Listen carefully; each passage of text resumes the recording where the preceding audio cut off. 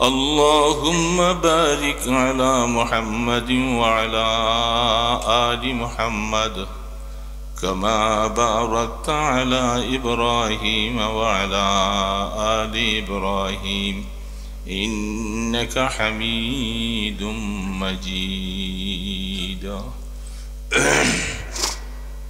রুদ্রকর বাইতুল কোরআন আরাবিয়া মাদ্রাসার ওয়াজ মাহফিলের সম্মানিত সভাপতি হযরত উলামায়ে কিরাম, মুরব্বিয়ান এযম, নেককার মুসলমান ভাইরা, আল্লাহ পাকের শুকর আদায় করছি যিনি আমাদেরকে ঈমানের দৌলত দান করলেন। সকলে বলি আলহামদুলিল্লাহ। কিছু সময় কোরআনের মাহফিলে পয়গম্বর আলাইহিস সালাতু ওয়াস সালামের হাদিসের মাহফিলে আমাদেরকে অতিবাহিত করার কিছু তৌফিক আল্লাহ পাক দান করলেন। এই জন্য সে আল্লাহ পাকের দরবারে আরেকবার শুকর জানাই আলহামদুলিল্লাহ। আমরা এই পৃথিবীতে ছিলাম না, এখন আছি, আবার থাকবো না। কেন আসলাম, কি নিয়ে যাব, এটা একটু অল্প সময় কয়েকটা কথা। এখানে যারা আছি, বয়স্ক আছেন, মধ্যম বয়সী আছি, ছোট বয়সী আছি, সকলের উদ্দেশ্য এক, যে উদ্দেশ্যটা আমরা আল্লাহ পাকের কাছে ঈমান নিয়ে যাব, এই আশা সকলের আছে। কি বলেন, আছে না নাই? ঈমান ছাড়া হায়াতের কোনো দাম নেই। সারা পৃথিবীর মধ্যে সবচেয়ে বড় মোড়ল যারা সারা পৃথিবীটা তছনছ করছে, এই সমস্ত রাশিয়া, আমেরিকা, চীন, ব্রিটেন, জাপান, অস্ট্রেলিয়া, আন্টার্কটিকা, এই সমস্ত দেশ যারা চালায়, এরা মুসলমান না, এরা অমুসলমান। পৃথিবীর ক্ষমতা তাদের হাতে। যারা এই ক্ষমতা ধরে বসে আছে, আল্লাহ তাদেরকে হেদায়েত দেন। আরেকজন গরিব মানুষ, একেবারে অসহায়, সেই লোকটা ফুটপাতে কোন রকম কাজ করে, আল্লাহ তাকে ঈমানের দৌলত দান করেছেন। তাহলে সবচেয়ে বড় দৌলত আল্লাহ তাকে দান করেছেন। ওরা সারা পৃথিবীর মালিক হওয়ার পরেও, ক্ষমতাধর হওয়ার পরেও আল্লাহ পাক বলেন যে আমার কাছে তোমাদের কোনো সম্মান নাই, কোনো ইজ্জত নেই। আপনারা কি বলেন? দাম কার? ঈমানদারের।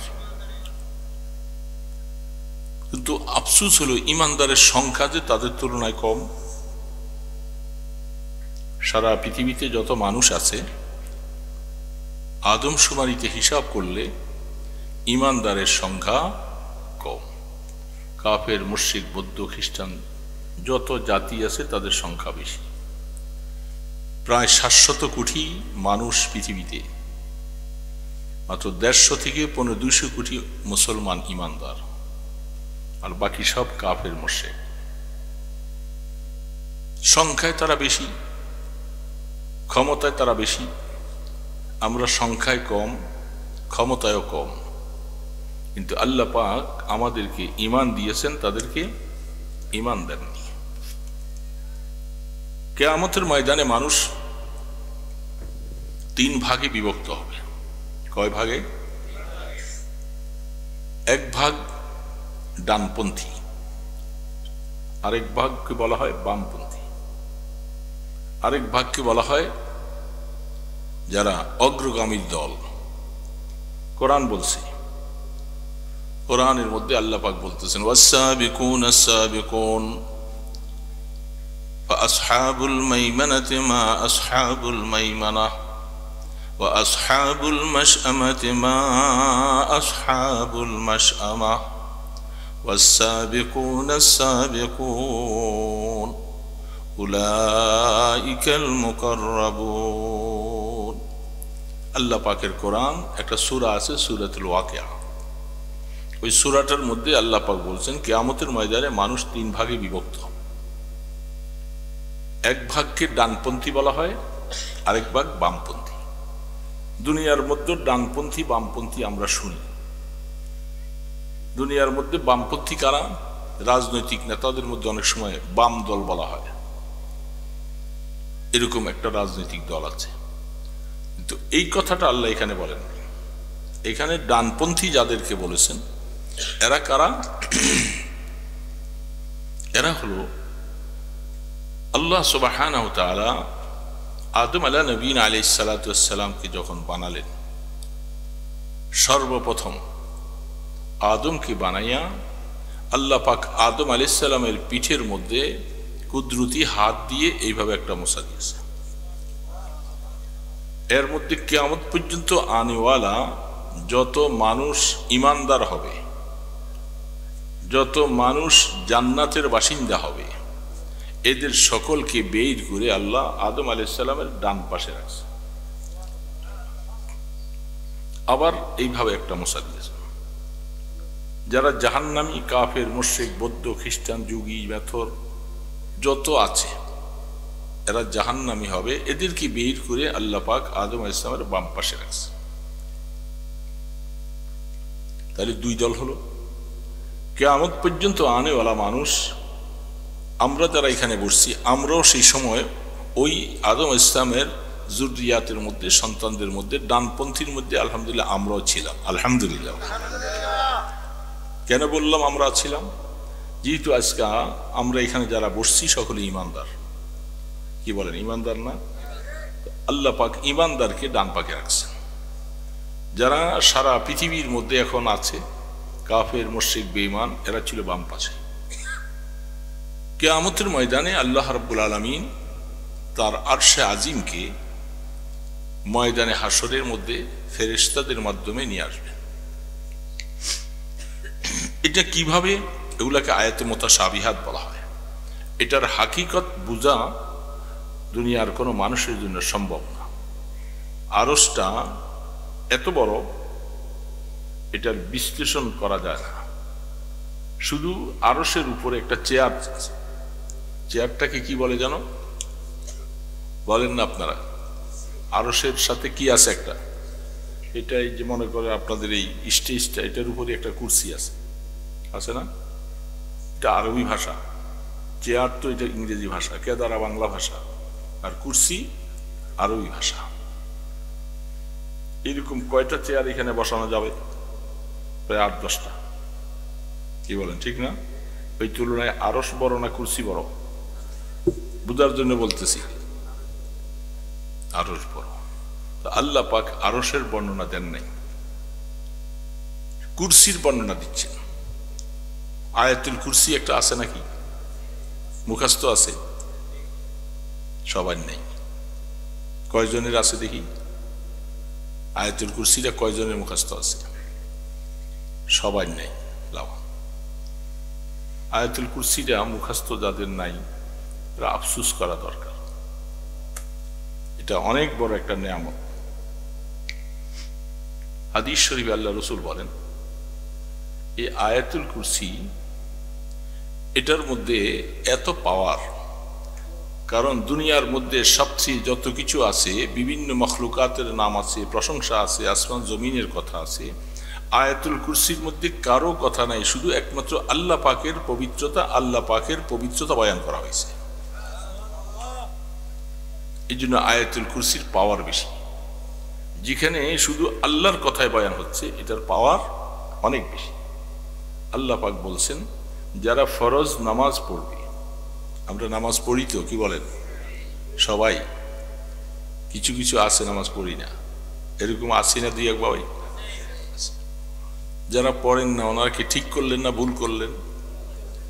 বলেন, স্বীকার করেন ভুল করছে। কেন পড়েন না? আপনার সাথে শয়তান ওয়াসওয়াসা দিয়েছে, আপনার নফসের কারণে আপনি নামাজ পড়েন না। ক্ষতি কত করলেন এটা এখন বয়ান করা যাবে না। নামাজ না পড়ার কারণে কত ক্ষতি করলেন আপনি, এটা আপনি বুঝবেন সময় মতো। এক ওয়াক্ত নামাজ ইচ্ছাকৃতভাবে ছেড়ে দিলে 7000 বৎসর জাহান্নামে জ্বলা লাগবে। বলেন নাউজুবিল্লাহ। কত হাজার? দুনিয়ার হিসাব, আখিরাতের হিসাব। আখিরাতের একদিন কত বড়? আল্লাহু আকবার।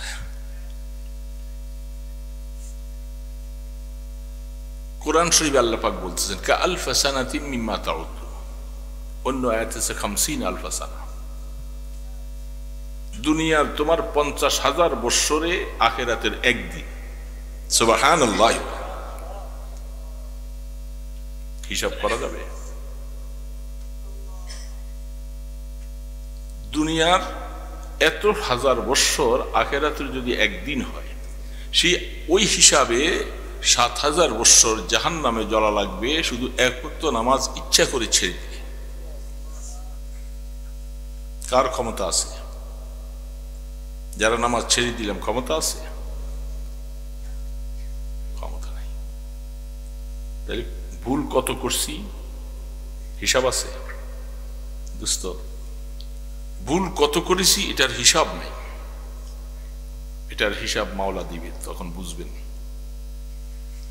অবহেলা করে, অলসতা করে নামাজ ছেড়ে দিয়েছি। আল্লাহ পাক তো আপনাকে নামাজ আপনার উপরে ফরজ করেছেন কত বছর বয়সে? কত বছর বয়সে? 15 বছর বয়সে। 15 বছর বয়সে আপনার উপরে আমল নামা চালু হয়। আপনার গুনাহ করলে লেখা হয়, সওয়াব করলেও লেখা হয়। তার আগে আমল নামা চালু হয় না। যদিও নামাজ পড়তে 10 বছর বয়সে পড়তে বলছে, 7 বছরে শিখাতে বলছে, কিন্তু শরীয়তের মাসালা হলো মানুষের হিসাব নিকাশ শুরু হবে কত বছরে? 15 বছরে। এই 15 বছর থেকে হিসাব শুরু। তার আগে দুইজন লিখনেওয়ালা ফেরেশতা, যেটা আল্লাহ পাক বলছেন, এই ফেরেশতা দুইজনকে এর আগে দেওয়া হয় না। যখনই বয়স 15 হয়ে যাবে, তার দুই কাঁধে, আপনার আমার দুই কাঁধে দুইজন ফেরেশতাকে নিযুক্ত করে দেওয়া হয়, যাদেরকে কি বলে বলেন তো? কিরামান কাতিবিন ইয়ালামুনা মা তাফআলুন। তুমি যা করবা, যা বলবা, সব কিছু তারা লিখবে। 15 বছর বয়সে বলবেন যে হুজুর, অনেক ছেলেরা আমাদের অল্প বয়সে নামাজ পড়ে হাফেজে কোরআন হয়ে যায়, আছে না নাই? 7 বছর বয়স, 10 বছর বয়সে কোরআনে হাফেজ। তাহলে সে কত হাজার পড়া, হাজারবার পড়লো। ওই লোকটার, এই ছেলেটার সওয়াব হলো কি হলো না বলেন? এই ছেলেটার সওয়াব হয় নাই। এখন তার তো আমল নামা চালু নেই, সওয়াব লাগবে কোথায়?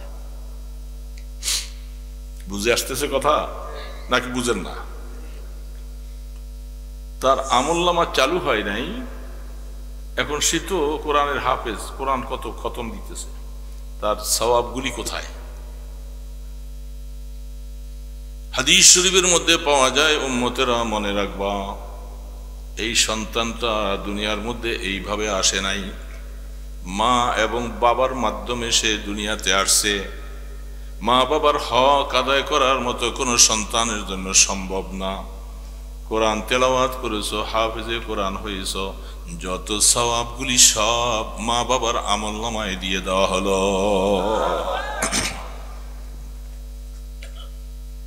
এখনো আমলনামা চালু হয়নি, এই জন্য এটাকে বোনাস দিয়ে দিলেন আল্লাহ পাক মা বাবার আমলনামায়। তাহলে ছেলে আলেম হলে, হাফিজ হলে, নেককার হলে, নামাজ পড়লে সওয়াবগুলি কে পাবে? বলেন না, কে পাবে?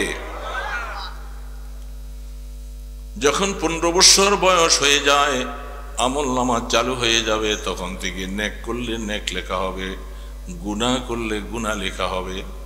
নেক করলে লেখা হয় কত গুণ? কমপক্ষে 10 গুণ। গুনাহ যদি একটা করে লেখা হয় কত গুণ? আল্লাহ পাক কত মেহেরবান, দয়ালু না? সওয়াবের বেলায় 10 থেকে 700 গুণ পর্যন্ত লেখা হয়, কিন্তু গুনার বেলায় একটা করে শুধু একটাই লেখে। তারপরে আরো কি আল্লাহ পাকের তরফ থেকে রহমত বরকত কি? ফেরেশতা 2 জন। কথা বুঝে আসতেছে তো? খুব অল্প সময় কথা বলবো। ফেরেশতা 2 জন, আমাদের সমাজের মধ্যে যদি কোথাও কোনো কাফেলা যায়, কাফেলার মধ্যে একজনকে আমির বানায়। তবলিগের কাজে গেলে একজন কি বানায়? তবলিগ আছে নাকি আপনাদের দেশে? মাশাআল্লাহ। তবলিগটা ভালো কাজ না খারাপ কাজ? সবাই বলেন। এই তবলিগের মধ্যে যখন একজন যায়, পরামর্শ করে একজনকে আমির সাহেব বানায়। যা কাজকর্ম করবে আমির সাহেবের সাথে পরামর্শ করেই। আল্লাহ পাক বলে, বান্দা আমার মনে রাখো, অনেকজন হলে সেখানে তোমরা আমির বানাও। আমি আমার রাসূলের মাধ্যমে জানাইয়ে দিয়েছি, দুইজন ফেরেশতা, তাদের মধ্যে একজনকে আমি আমির বানাইছি, আরেকজন হলো মামুর। আমিরের কথা ছাড়া তিনি কোনো কাজ করতে পারবে না। ডান কাঁধের ফেরেশতা যিনি, তিনি হলেন আমির। ডানের কথা চলছে, ডান সামনে দিয়ে বলবো কয়েকটা কথা। ডান কাঁধের ফেরেশতা আমির, বাম কাঁধের ফেরেশতা মামুর। মামুর কাকে বলে? যে আমিরের হুকুম মতো চলে।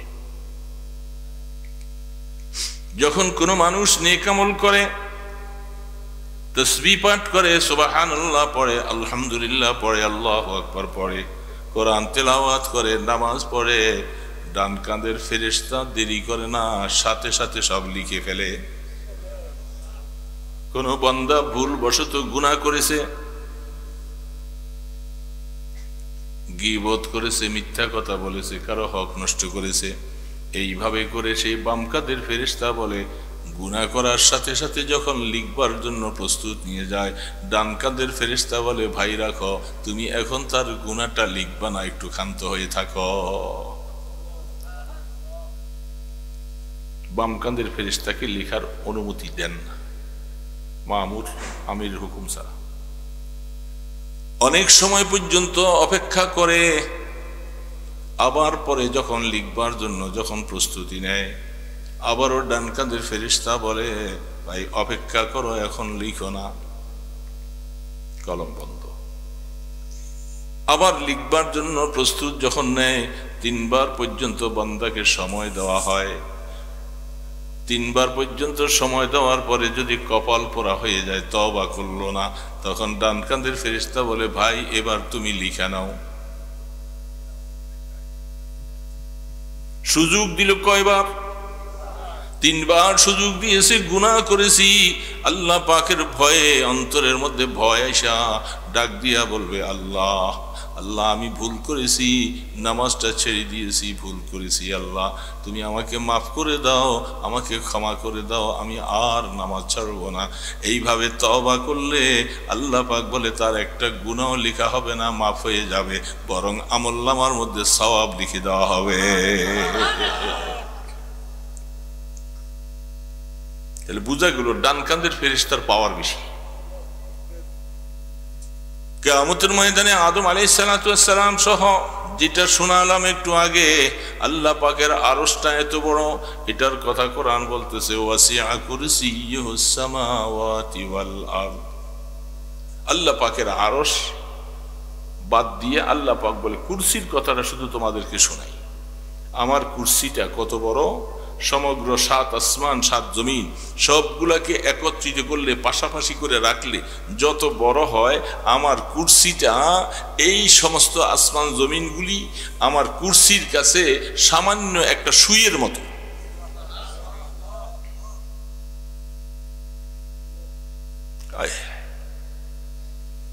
একটা সুইয়ের মতো, বিশাল ময়দানের মধ্যে একটা সুই পড়ে থাকলে যেমন তার কোনো অস্তিত্ব নাই, আল্লাহ সুবহানাহু ওয়া তাআলা বলেন, সারা আসমান জমিন সব কিছু বেষ্টনী দিয়ে রাখছে আমার কুরসি, এটা এই সব কিছু আমার কুরসির কাছে কিছুই না, আমার কুরসি আরো অনেক বড়। তারপরে হলো আরশ। এই আরশটা বহন করতেছে, কোরআন বলতেছে, ফেরেশতা মাত্র কয়জন? কয়জন? যারা আমার আঙ্গুলের দিকে দেখেন নাই, অন্য মনস্ক, তারা বুঝতেছি যে আসলে খেয়াল এখানে নাই, আরেক দিয়ে খেয়াল, এই জন্য আমি হাত আঙ্গুল উঠে রেখেছি। আঙ্গুল যারা দেখবে তারা বলতে পারবে, দেখলাম যে আপনারা এখানে আছেন শরীরে, মন গেছে আরেক দেশে। এরকম অবস্থা হলে কথা বুঝে আসবে না। হামাতন, কথা শুনতে হবে। 4 জন ফেরেশতা বহন করতে। বলেন এত বড় কুরসি, এত বড় আরশ, 4 জন ফেরেশতা এটা কেমন করে বহন করে? এদিকে আকলে ধরে? কথাটা সত্য না মিথ্যা? সবাই বলেন সত্য না মিথ্যা? হাদিস বলতেছে, দুনিয়ার কোনো কথা নয়, আল্লাহ পাক বলে দিয়েছেন। ফেরেশতারা আরশ বহন করতে যাইয়া বলতেছেন যে আল্লাহ আমরা পারতেছি না। বুখারী শরীফ হাদিস আছে, আমরা পারতেছি না, আমাদের কষ্ট হয়। আল্লাহ পাক বলেন কষ্ট হয় তোমাদের? বলে জি। বলে তোমরা, আমি আল্লাহ তাসবিহ পাঠ করো, সুবহানাল্লাহ পাঠ করতে থাকো। যখন তোমরা সুবহানাল্লাহ পড়তে থাকবা, আরশটা তোমাদের বহন করা হালকা হয়ে যাবে।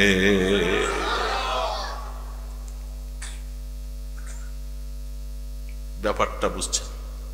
সুবহানাল্লাহর পাওয়ার কত, সুবহানাল্লাহর পাওয়ার কত। ফেরেশতারা পড়তে শুরু করলেন, এখন আল্লাহ পাক আরশটা হালকা হয়ে গেল। ফেরেশতারা শুধু ধরে আছে, আল্লাহ পাক কুদরতের মাধ্যমে আরশ। কিয়ামতের ময়দানে 8 জন ফেরেশতা আনবেন। এখন বহন করতেছে 4 জন, কিয়ামতের ময়দানে 8 জন আনবেন। ময়দানে হাসর কায়েম হবে ফিলিস্তিন, জেরুজালেম, মুলকে শাম। সেইখানে যাইবেন তো নাকি? বলেন যাবেন? বুঝে নেই কথা, বুঝে নেই। আরে যাওয়া তো লাগবে, আপনার বাঁচতে পারবেন না। কিয়ামত পর্যন্ত আদম আলাইহিস সালাম থেকে নিয়ে কিয়ামত পর্যন্ত যত মানুষ, ইমানদার হোক আর কাফের হোক, সবাইকে ময়দানে হাসরে উঠা, বলেন উঠা। তো উঠা লাগলে হিসাব নিকাশ সেটা মিডল হবে পৃথিবীর। আল্লাহ পাক হিসাবের কার্যক্রম শুরু করবেন, এই জন্য সব মানুষকে যাওয়া লাগবে। পৃথিবীর প্রত্যন্ত অঞ্চলে থাকেন, সেখানে দৌড়তে থাকতে হবে। ময়দান, সারা পৃথিবীটা তখন ময়দানে হাসর হয়ে যাবে। এই জন্য যাওয়া লাগবে, সেখানে ময়দানে হাসর কায়েম হবে। আল্লাহ পাক হিসাবের জন্য ডাকবেন। আরশের ডান পাশে, আরশের ডান পাশে আমাদের নবী মুহাম্মদুর রাসূলুল্লাহ সাল্লাল্লাহু আলাইহি সাল্লাম, তিনি সবার আগে আল্লাহ পাক ওনাকে উঠাবেন। সবার আগে ইসরাফিল আলাইহিস সালাম একটা ফু দিবেন, সারা পৃথিবীর মানুষ, পৃথিবীটা প্রলয় হয়ে যাবে। আসমান জমিন সব তুলার মতো উঠতে থাকবে, পাহাড়গুলি সব চৌচির হয়ে যাবে। এটা বিশ্বাস করেন তো? ইজা সামাউন ফাতারাত ওয়াইজাল কাওয়াকিবুন তাসারাত ওয়াইজাল বিহারু ফুজ্জিরাত ওয়াইজাল কুবুরু বু'সিরাত, সব কোরআন, সব শেষ হয়ে যাবে। সেদিন কেউ থাকবে না, শুধু থাকবে কে? বলেন কে? কুল্লু মান আলাইহা ফান ওয়ায়াবকা ওয়াজহু রাব্বিকা যুল জালালি ওয়াল ইকরাম। সব ধ্বংস হয়ে যাবে, আসমান নাই, ফেরেশতা নাই, কেউ নাই, শুধু একমাত্র আল্লাহ। শুধু একমাত্র কে? পৃথিবী প্রলয় হয়ে গেল। ইসরাফিল আলাইহিস সালাম সিংহে হাত নিয়ে দাঁড়িয়ে আছে। ওয়ার্ডার হবে, আরেকটা ফু দিবে, সব মানুষ উঠবে। আল্লাহ পাক বললেন, জিবরিল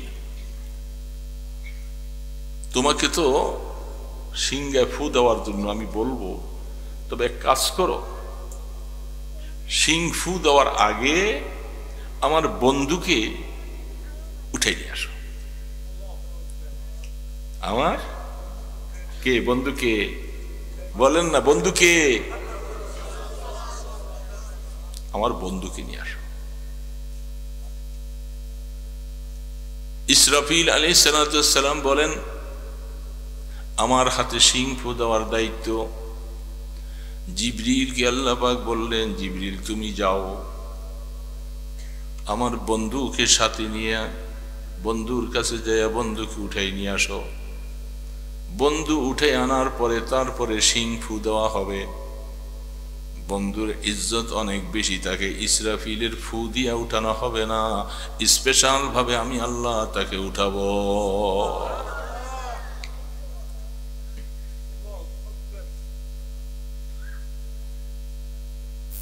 হযরত মিকাইল আলাইহিস সালাতু ওয়াস সালাম, জিবরিল আলাইহিস সালাতু ওয়াস সালাম দুইজনে আল্লাহ পাকের কাছে দরখাস্ত করলেন, আল্লাহ আপনার বন্ধু যেহেতু পৃথিবীটা সব সমান হয়ে গেছে, পাহাড় নাই, নদী নালা নাই, গাছপালা নাই, কবর নাই, মসজিদ নাই, কিছু নাই, সব সমান।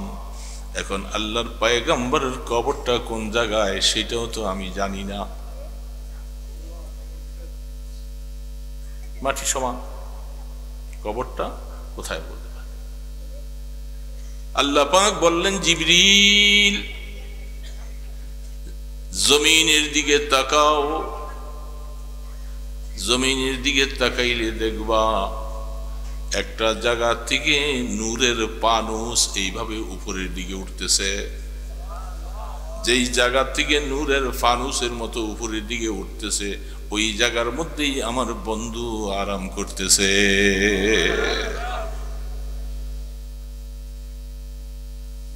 জিবরিল আলাইহিস সালাম, মিকাইল আলাইহিস সালাম গেলেন দুইজন। সেখানে যাওয়ার পরে জিবরিল আলাইহিস সালাম বলেন, ভাই মিকাইল, তুমি ডানাটা দিয়ে কবরটাকে ফাটিয়ে ফেলো। রওজা আথারের কবর বিশাল করে বেষ্টনী দেওয়া, কবর ফাটিয়ে দাও। কবরটা ফাটিয়ে দিলেন। আল্লাহ রসুল আরাম করতেছেন কবরে। জিবরিল আলাইহিস সালাম বলে, মিকাইল তুমি ডাক দাও। মিকাইল আলাইহিস সালাম বলতেছে, আমি পারবো না, আমার সাহস হয় না, থরথর করে কাঁপতেছে, আমি ডাক দেব। দুইজনে কথা কাটাকাটি। ইসরাফিল আলাইহিস সালাম জিবরিলকে বলে, মিকাইল আলাইহিস সালাম জিবরিলকে বলে, জিবরিল বলে তুমি করো। পরে আমি পারবো না। পরে বলতেছে, দেখো তুমি জীবনে পয়গম্বরের হায়াতে 24,000 বার তুমি তার কাছে গিয়েছিলা, তোমার সাথে সম্পর্ক গভীর, আমি পারবো না ডাক দিতে, ডাক তুমি দাও। কত হাজার বার? 24,000 বার। কোন কোন নবীদের কাছে একবার, কোন কাছে 10 বার, কোন কাছে 20 বার, কারো কাছে 100 বার। আর আমাদের নবীজির কাছে জিবরিল কতবার? 24,000 বার। তিনি বলতেছেন, কবরটা ফাটিয়ে দিলেন, ডাক দিতেছেন, কুম বিইজনিল্লাহ ইয়া রাসূলুল্লাহ। ওগো আল্লাহর হাবিব, আল্লাহ পাকের হুকুমে আপনাকে কবর থেকে উঠতে বলছে। আল্লাহর হুকুমে, আমার হুকুমে নয়। কার হুকুমে? আল্লাহ রসুল কবর মোবারক থেকে ইয়ামানি চাদর পরা বেরু আওয়ার সে রাজবুর দে ইয়ামানি কে রোয়ে তুস্তে মারা জিন্দেগানি। রসুলকে যখন দাফন করেছে একটা ইয়ামানি চাদর পরিহিত করে দাফন করেছিলেন। রসুল কবরের মধ্যে জিন্দা, হায়াতুন নবী, জিন্দা চাদর পরে রসুল উঠলেন। উঠার পরে জান্নাত থেকে বোরাক নিয়ে গিয়েছিল, জান্নাতের পোশাক নিয়ে জিবরিল আলাইহিস সালাম দাঁড়িয়ে আছেন। তখন আল্লাহ রসুলের সামনে দিলেন, ইয়া রাসূলুল্লাহ, আপনি জান্নাতের পোশাকটা পরিধান করুন। জান্নাতের পোশাক কিয়ামতের ময়দানে সব উলঙ্গ থাকবে, কারো পরনে কাপড় থাকবে না। আম্মা জান আয়েশা বলেন, ইয়া রাসূলুল্লাহ, আমি আয়েশাও কি উলঙ্গ উঠব? লজ্জা লাগবে না? রসুল বলে, আয়েশা, আল আমরু কাযালিক, কিয়ামতের ময়দানের ভয়াবহতা এমন কঠিন হবে, কার পরনে কাপড় আছে না নাই দেখবার মতো সময় পাবে না। কঠিনতম অবস্থা হবে। কাপড় পরিধান করাবেন, আল্লাহ রসুলকে বোরাকের মধ্যে সওয়ার করাইয়া, জিবরিল এক পাশে, মিকাইল আরেক পাশে, জান্নাত থেকে মদিনার থেকে চলছে মুলকে শামের দিকে, ময়দানে হাসরের দিকে। সেইখানে যাইয়া রহমতের দো আলম আল্লাহ পাকের আরশের ডান পাশে তিনি সেজদায় পড়ে যাবে। ওই যে ডান পাশ বলছি, ডান পাশে। আল্লাহু আকবার। বুখারীর মধ্যে হাদিস আসছে, লম্বা লম্বা হাদিস আসছেন। ইমাম বুখারী রাহমাতুল্লাহ বলছিলেন ইব্রাহিম আলাইহিস সালাম কেউ বলে, আমি যে দেখতেছি আমার বাবা ইব্রাহিম আলাইহিস সালাম, তাকেও আল্লাহ পাক কাপড় পরিধান করাইয়া জান্নাতের পাশে, তাকে আরশের পাশে বসাইয়া রাখছে। ইব্রাহিম আলাইহিস সালাম কাপড়টা খুলে ফেলছিল নমরুদ, মনে আছে? নমরুদ পয়গম্বর ইব্রাহিমের কাপড় খুলে ফেলছিল। যখন শরীরের কাপড়টা খুলে ফেলে ইব্রাহিম আলাইহিস সালাম চোখের পানি ছেড়ে কাঁদতেছে। নমরুদ বলতেছিল, আরে ইব্রাহিম মনে হয় ভয় পাইছে, সে তার ধর্ম ছেড়ে দিবে, আমাদের ধর্ম বুঝি কবুল করবে, যাও জিজ্ঞাসা করো কেন কাঁদতেছে। ইব্রাহিম আলাইহিস সালাম বলতেছে, ওরে কাফেরের বাচ্চা নমরুদ মালাউন, আমি আগুনের ভয়ে কান্দি না, শুধু কান্দি আমার ইজ্জতটা নষ্ট করে দিলা, সব মানুষের সামনে আমাকে হাত পা বেঁধে লজ্জাবোধ করলা, এইভাবে আমার কাপড়টা খুলে ফেললা, এই জন্য আমি কাঁদতেছি। আল্লাহ পাক বলেন, এই যাও আমার ইব্রাহিমকে এত মানুষের সামনে যখন লজ্জিত করলা, ময়দানে হাসরে কারো পরনে কাফন নাই, আমার নবীর পরনে আর ইব্রাহিমের পরনে আমি জান্নাতের পোশাক পরাইয়া দিব।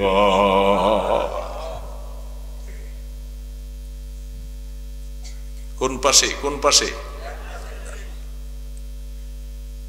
ডান পাশে। মানুষগুলি বাইর করার পরে রাখছিল কোন পাশে? ইমানদাররা কোন পাশে ছিল? আদম আলাইহিস সালামের। কিয়ামতের ময়দানে যারা জান্নাতি হবে, যারা জান্নাতের বাসিন্দা হবে, আল্লাহ রাব্বুল আলামিন ওই সমস্ত লোকগুলা সবগুলি আরশের ডান পাশে তাদেরকে জায়গা করবেন, সব ডান পাশে। কোরআন বলতেছে, আয় আল্লাহ, যার আমলনামা কিয়ামতের ময়দানে বাতাসের মধ্যে ছেড়ে দেওয়া হবে, বাতাসে ছেড়ে দেওয়া পরে যার কপাল ভালো, তকদির ভালো, জীবনে ভালো আমল করেছি, দুনিয়ার মধ্যে আল্লাহর সাথে সম্পর্ক রাইখা নামাজ আদায় করে আল্লাহ পাকের কাছে গুনাহ মাপ চেয়ে যারা কবরে চলে যাব, কিয়ামতের ময়দানে আমলনামাটা ওই বাতাসের পক্ষ থেকে এসে ডান হাতে পড়ে যাবে। وَأَمَّا مَنْ أُوتِيَ كِتَابَهُ بِيَمِينِهِ فَسَوْفَ يُحَاسَبُ حِسَابًا يَسِيرًا। আল্লাহর কোরআন বলতেছে, কিয়ামতের ময়দানে আমলনামা যার ডান হাতে আসবে তার হিসাবের কোনো কড়াকড়ি নাই, এদেরকে ডাক দিয়া নিয়ে আমার আরশের নিচে মেহমানদারিতে বসাইয়া দিব। আমলনামা যদি ডান হাতে আসে, ইচ্ছা করে আসবে না। وَأَمَّا مَنْ أُوتِيَ ফেলে মুজারের সিগা, কেউ দেনেওয়ালা নাই, বাতাসে ছেড়ে দিবেন। তকদির যার ভালো, আমলনামা ডান হাতে আসে। এই জন্য সবসময় দোয়া করে, আল্লাহ তুমি আমার আমলনামাটা ডান হাতে দিও। জীবনের জন্য সবসময় দোয়া করা, চোখের পানি ছেড়ে বান্দা কাঁদতে হবে, আল্লাহ কিয়ামতের ময়দানে আমলনামা ডান হাতে দিও। বাম হাতে যদি আমলনামা আসে কপাল খারাপ হয়ে যাবে, বাম হাতটার মধ্যে আমলনামা পড়বে, এইভাবে হাতটাকে পিছনের দিকে দিয়ে দেওয়া হবে। আল্লাহ পাক বলবে, ওরে নাফরমান, দুনিয়ার মধ্যে আমার হুকুম পালন করস নাই, আমাকে ঈমান আনস নাই, আমলনামাটা তোমার বাম হাতে, আমলনামা পড়ে দেখো। আমলনামা পিছনে, চেহারা সামনে, বলে আমি তো দেখি না। ফেরেশতা গর্দানটা মোট করে ভাঙ্গা পিছনের দিকে ফিরিয়ে দিবে। নাফরমান পড়ে দেখো, আমলনামা বাম হাতে, হা মুকরাউ কিতাবিয়া, কিতাব পড়ো, পড়তে পারবে। কপাল খারাপ, জাহান্নামী। আমলনামা যখন বাম হাতে আসলো, জাহান্নামী। এরা সব আরশের বাম পাশে, সব বাম পাশে। এই জন্য দোস্ত,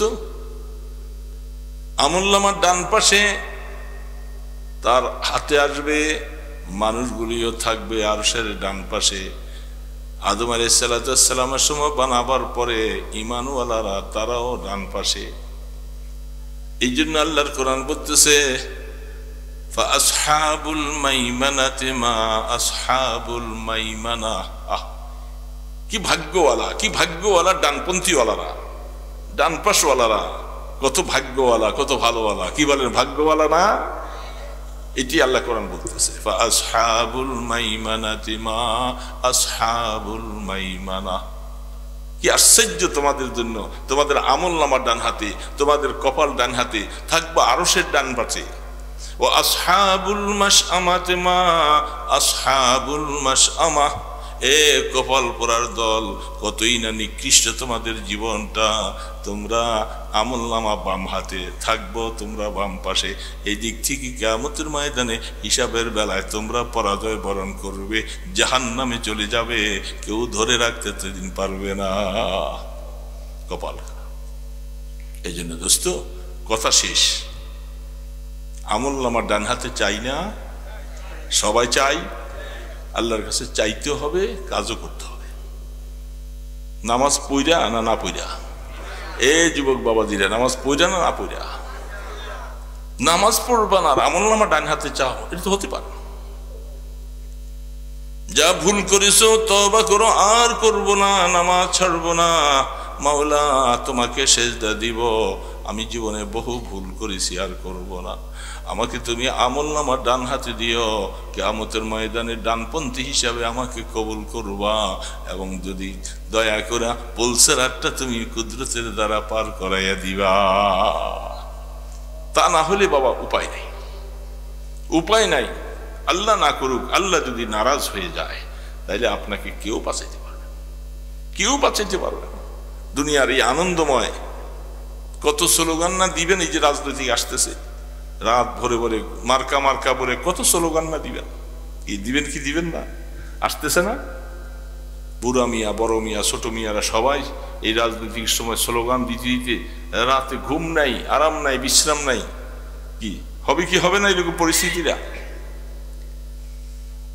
অমুক ভাইয়ের মার্কা নিয়া এতবার স্লোগান দিলা, খোদার বান্দা কতবার তুমি আল্লাহ আল্লাহ বলে জিকির করছিলা, কয়বার মাওলাকে ডাকছো আল্লাহ আল্লাহ আল্লাহ। যদি এরকম ভাবে হায়াতে এতবার স্লোগান দিয়া কিছুই কামাই পাইলা না, আমলনামার মধ্যে কোনো সওয়াব নাই। যদি কমপক্ষে 100 বার, 200 বার, 1000 বার যদি আল্লাহ বলে বলে ডাকতা, তুমি আখিরাতে আমলনামা ডান হাতে পাইবা। এই জন্য দোস্ত, নামাজ পড়তে হবে। যুবক বাবাদের পড়বা না ইনশাআল্লাহ? কিয়ামতের ময়দানে যেহেতু আমলনামা ডান, ভিন্ন কোনো পথ নাই, সেখানে কোনো নেতা নাই, কোনো রাজনৈতিক কারবার নাই, কারো হাত নাই, সমস্ত কিছু কুদরতের হাতে সবকিছু।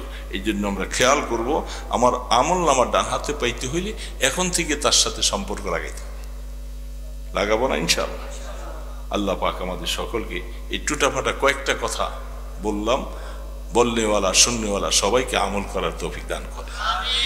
আস্তাগফিরুল্লাহ আল্লাযী লা ইলাহা ইল্লা হুয়াল হাইয়ুল কাইয়্যুম ওয়া আতুবু ইলাইহি লা হাওলা ওয়ালা কুওয়াতা ইল্লা বিল্লাহিল আলিয়্যিল আযীম। আল্লাহুম্মা সাল্লি আলা মুহাম্মাদ ওয়া আলা আলিহি ওয়া আসহাবিহি ওয়া বারিক ওয়া সাল্লিম। আল্লাহুম্মা সাল্লি আলা মুহাম্মাদ ওয়া আলা আলিহি ওয়া আসহাবিহি ওয়া বারিক ওয়া সাল্লিম। আল্লাহুম্মা সাল্লি আলা মুহাম্মাদ ওয়া আলা আলিহি ওয়া আসহাবিহি ওয়া বারিক ওয়া সাল্লিম। বেশি বেশি করে দুরূদ শরীফ পড়ো। আসরের পরে, মাগরিবের আগে তসবিহ হাতে নিয়ে সাল্লাল্লাহু আলাইহি সাল্লাম সাল্লাল্লাহু আলাইহি সাল্লাম কমপক্ষে 100 বার, 200 বার, 1000 বার পারবো না চেষ্টা করলে?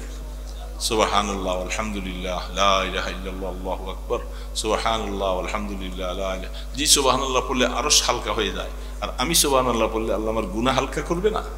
এই জন্য বেশি বেশি করে পড়বো। তো পড়বো না বাবাজিরা? আল্লাহ আমাদের সকলকে তৌফিক দান করে।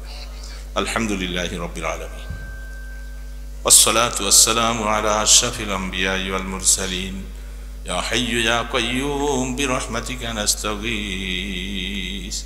আল্লাহ, রাত্র গভীর হয়ে গেছে মাওলা, আমরা এতক্ষণ গুনার আলোচনা হয়েছে, জীবনে বহু গুনাহ করেছি মাওলা। তোমার হুকুম লঙ্ঘন করে নাফরমানের কাতারে চলে গেছি মাওলা। সবাই কবরের যাত্রী, কত মানুষকে ডাক দিয়ে দিয়ে নিয়ে যাও, মা বাবা দাদা দাদি সবাইকে নিয়ে গিয়েছ। আমিও সেই পথের পথিক মাওলা, ডাক দেওয়ার আগে জীবনের গুনাহগুলি মাফ করে দাও আল্লাহ, গুনাহ থেকে পাক করে দাও, গুনাহ নিয়ে কবরের ডাক দিও না আল্লাহ। কবরে নিয়ে আমাদেরকে মাইরো না, কবরটা আগুনের গর্ত বানাই দিও না আল্লাহ। কবরের সাথে জাহান্নামের যোগাযোগ করে দিও না, কবরকে জান্নাতের টুকরা বানাই দিও, কবরের সাথে জান্নাতের যোগাযোগ করে দিও আল্লাহ। কিয়ামতের ময়দানে মাথার উপরে সূর্যের তাপ প্রখর হয়ে আল্লাহ মগজ খসে যাবে, সেই দিন আরশের নিচে একটু জায়গা দিও আল্লাহ। আল্লাহ আমলনামা ডান হাতে দিও গো আল্লাহ, আমাদের আমলনামাটা ডান হাতে দিও। এ মাওলা হিসাবের কড়াকড়ি করো না, হিসাব চাইলে দিবার মতো কোনো শক্তি আমাদের নাই আল্লাহ। আমাদের মা বাবাকে মাফ করে দাও, দাদা দাদি নানা নানি শ্বশুর শাশুড়ি ভাই বোন সবাইকে মাফ করে দাও। যারা কবরবাসী হয়ে গেছেন সবাইকে মাগফিরাত দান করে দাও, যারা বেঁচে আছেন তাদের জীবনের গুনাহ মাফ করে দাও। আমাদের ছেলে মেয়ে বিবি বাচ্চা সবাইকে দিনদার বানিয়ে দাও, নামাজি মুত্তাকি বানিয়ে দাও আল্লাহ। আমাদের ঘরে কোনো বেনামাজি দিও না আল্লাহ, সবাইকে নামাজি বানাইয়া দিও আল্লাহ। এই সমাজটাকে নামাজির সমাজ বানাইয়া দিও ইয়া আল্লাহ। মাদ্রাসা কবুল করে লাও, দানকারীদেরকে কবুল করে লাও, মাদ্রাসার অসমাপ্ত কাজগুলাকে সমাধান করে দাও। হাফিজে কোরআন ছেলেটাকে আলেমে হক্কানি বানিয়ে দাও আল্লাহ। এলাকার মধ্যে নূরের হাওয়া চালু করে দাও আল্লাহ। ইয়া আল্লাহ, আমাদের দুরুদ সালামের হাদিয়া সোনার মদিনায় পৌঁছাইয়া দাও আল্লাহ। আপনার হাবিবের উসিলায়, ইসমে আজমের উসিলায় দোয়াগুলাকে কবুল করে লাও। সাল্লাল্লাহু তাআলা আলা খায়রি খালকিহি মুহাম্মাদ وعلى آله وأصحابه أجمعين برحمتك يا أرحم الراحمين. السلام.